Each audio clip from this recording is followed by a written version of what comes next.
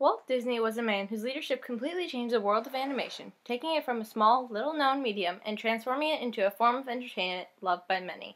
His passion and ambition to push animation to its fullest possible potential produced many great works, but simultaneously, he inspired his coworkers and even competitors to follow his lead. He was dedicated to his work and wanted to spread his love of animation to those around him. With his open mind, confidence, imagination, and drive to inspire those who watched his films, he became a pioneer in the animated film industry. Walt Disney was born on December 5, 1901. At an early age, he became interested in drawing and immersed himself in the arts as much as he could. After high school, Disney decided to pursue a career in art, beginning as an advertising cartoonist in Kansas City. Animation at the time was hardly focused on plot at all and didn't have much depth to it. Most of it was just based on primitive gags and violence. Still, he became interested in the field of animation, so in January of 1920, he and his friend UB Iwerks opened their own animation business called Laugh-O-Gram Studio. The cartoons created by the Laugh-O-Gram Studio became wildly popular in the Kansas City area. However, this success was fleeting because the profits generated from the cartoons weren't enough to pay the employees. The studio went bankrupt in 1923. With the closure of the studio, Walt did not give up. Instead, he moved to Hollywood to pursue his career in animation. After opening a new studio in California, Walt decided to base the new character off of a mouse he'd kept as a pet in the studio in Kansas City. In 1928, this character, Mickey Mouse, starred in his first animated short called Plane Crazy. Unfortunately, distributors showed little interest in the short because of the price and the similarities to other cartoons. The studio needed something to distinguish itself from the others. What saved it was sound. Later that same year, Disney took his newest short, Steamboat Willie, to New York to record a soundtrack, making the first cartoon with synchronized dialogue. As Disney's first huge breakthrough in the world of animation, it made subsequent achievements possible. After Steamboat Willie, Disney easily found a distributor for the new cartoon, and its popularity grew at a rapid pace. The Disney Studio was brought to the forefront of animation. This newfound success led Disney to begin a legendary program of recruitment, training, and research. During the next decade, nearly every principle and method of animation was discovered, invented, or refined at the Disney Studio. Every cartoon represented a breakthrough of some sort. In 1932, a short called Flowers and Trees was released, the first commercially released film in full color, 3-strip Technicolor. None of this would have been possible if it hadn't been for Mickey Mouse. It spurred Disney's career and led for more great things to come in his future.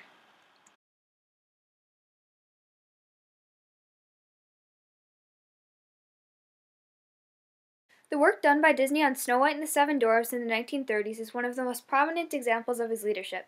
During the creation of the film, he showed incredible drive and passion, managing to create the first full-length animated film. It was an amazing feat, a technical and financial success against all odds. He led his animators with a passion for the work and a fiery spirit. They all came to trust his business judgment and creative decisions. He was very directive, refusing to tolerate anything being done in a different way than he had envisioned. He always had to be in total control of the team at all times. The project took 5 whole years of hard work, involving hundreds of crew members and requiring over 2 million sketches and paintings. In the production of the film, the first major use of a Disney innovation was involved, the multiplane camera. It allowed for 3 to 7 cells to be photographed in the same frame, giving the illusion of depth. It became a key tool for all animation studios from then on. Snow White was also the first movie to include its own soundtrack, with original songs crafted specifically for the film. Before the movie, animation was dismissed as only crudely drawn short films that were insignificant and only for small children. Snow White completely changed what was possible for an animated film. An animator working on Snow White said that Disney just had a single rule. Whatever you did had to be done better than anyone else could do it, even if you had to animate it 9 times. The golden age of animation was sparked distinctly by Snow White and Seven Dwarfs. Feature-length animation was becoming more popular, and theatrical animated shorts slowly began losing to this new medium of television animation. For the Disney Studio, work proceeded on Pinocchio. Walt Disney's input on the film seemed to matter the most, and anything he didn't approve of was changed. It was a groundbreaking achievement in the area of animation. Many things were concentrated on in scenes, not just the characters. For example, vehicles, machinery, weather, shadows, water, and fantasy elements were all animated in detail. Ollie Johnson, an animator, remarked, "I think that's one of the finest things the studio's ever done." The next movie, Fantasia, was created in hopes of boosting the popularity of Mickey Mouse even more. It was animated in the same manner, with great attention given to detail. The movie Dumbo was originally meant to be a short film, but Disney decided it needed to be full-length in order to do the book justice. Dumbo was produced in order to make up for the losses in profits suffered by the prior two films. It was well received, and the success of the film allowed for Bambi to be released, and it allowed production to begin on Peter Pan, Alice in Wonderland, and The Wind in the Willows.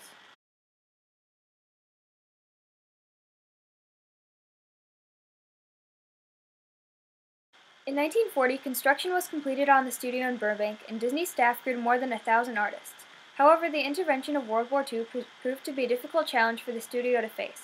Disney could have easily given up animation from the little demand, loss of profits, and lack of workers. The studio was in constant danger of being shut down. At the start of the war, the studio was $4.5 million in debt, despite the profit that Dumbo had made. The draft took away more than a third of his workers, and he was advised to cut expenses and staff even more. However, Disney would not listen and started to create and sell cartoons to the Navy in order to make a little money. The studio's hard work paid off, and eventually they made a profit. They recovered enough to finish the production of Cinderella, Alice in Wonderland, and Peter Pan, and released them all between 1950 and 1953. All three were successes and were critically acclaimed, so Disney decided to continue making movies.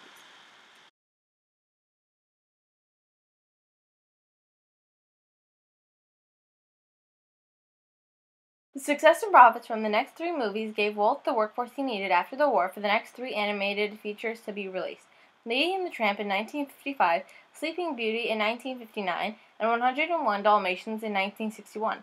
Lady and the Tramp was an enormous success. Sleeping Beauty wasn't as successful, but 101 Dalmatians was one of the most popular films of the decade. Disney's decision to keep the studio running led the studio into the creation of some of the most well-known and popular animated films of all time. Subsequent movies were The Sword and Stone in 1963 and The Jungle Book in 1967. The Jungle Book became Walt's last movie as he died from his lung cancer 10 months before. The Jungle Book was massively successful, praised highly by all critics, most likely due to a nostalgic reaction over the death of Disney. After the film was released, until 1989, the release of The Little Mermaid, the studio failed to produce any more extremely well-known and successful films, most likely due to the impact the death of Disney had on the studio. Under his leadership, the company grew from just a tiny studio to a full-fledged corporation. The artists in the studio were determined not to let up in the creation of quality films even after Walt's death. Great animated movies still come out from Walt Disney Studios regularly. Even modern-day animators talk of Disney's influence on the industry. Here are some responses from these animators. I grew up going to Disney movies and TV and taking my family to Disneyland and Walt Disney World. I feel fortunate to experience the magic of Disney, and I hope that my contributions contribute in some small way to the magic Walt Disney's guests experience. One does not have to be an animator, or an artist for that matter, to appreciate the wonderful contributions of Walt Disney to the medium of animation and family entertainment. It's hard to overstate, actually. I doubt I would have gotten into this line of work without Walt Disney. Pixar probably wouldn't exist, Monsters, Inc. and Up would never have been made, all because of some guy and a mouse. Disney was an innovator, striving to perfect everything he did, and pushing those who worked with him to do the same. He urged his animators to exceed expectations and to transform the medium itself. As a master organizer and administrator, he created a system where animators and technicians regularly created high-quality, excellent, award-winning works. Through his passion to push animation to its highest possible level, and commitment and dedication to whatever he did, Walt Disney left a lasting mark on the world of animation.